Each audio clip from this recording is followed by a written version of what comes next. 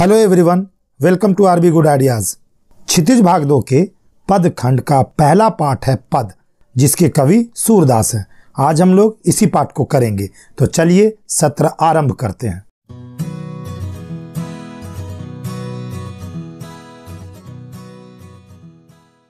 पद के भीतर 4 पद हैं। सूरदास की एक प्रसिद्ध पुस्तक है सूरसागर। सूरसागर के एक खंड का नाम है भरमर गीत। भरमर का अर्थ है भौरा।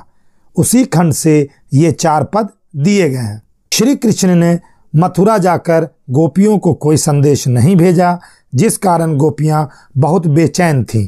उनके अंदर विरह की भावना पैदा हो गई। कुछ दिनों बाद श्री कृष्ण ने अपने मित्र उद्धव के माध्यम से गोपियों को निर्गुण ब्रह्म एवं योग का संदेश भेजा। गोपियों को श्री कृष्ण का ये संदेश पसंद नहीं आया।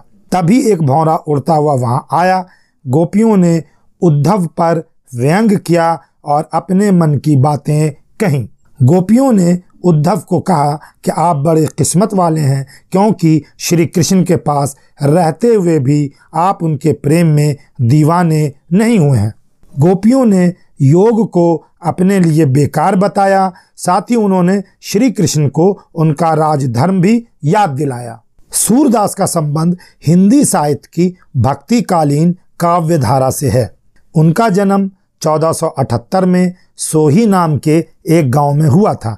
कुछ लोग उनका जन्म स्थान मथुरा के पास रुनकता या रेणुका क्षेत्र को मानते हैं।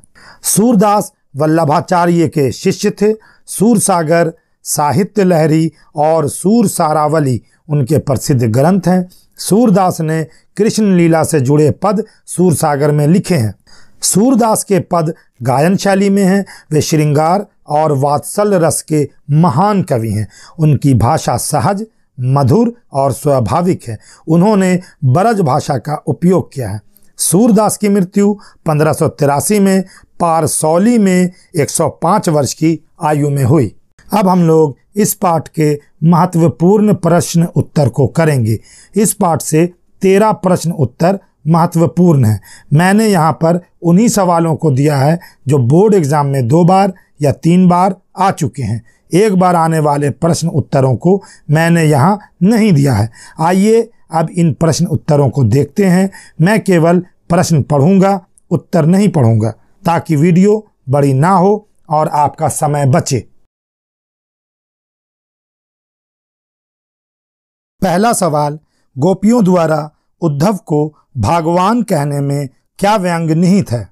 दूसरा सवाल, उद्धव के व्यवहार की तुलना किस किस से की गई है?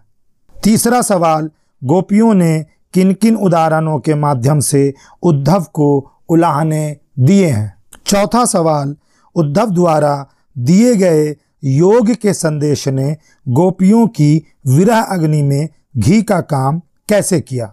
पांचवा सवाल, कृष्ण के प्रति अपने अनन्य प्रेम को गोपियों ने किस प्रकार अभिव्यक्त किया है?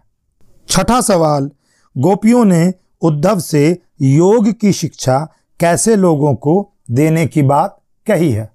सातवां सवाल, प्रस्तुत पदों के आधार पर गोपियों का योग साधना के प्रति दृष्टिकोण स्पष्ट कीजिए। आठवां सवाल, गोपियों के अनुसार राजा का धर्म क्या होना चाहिए?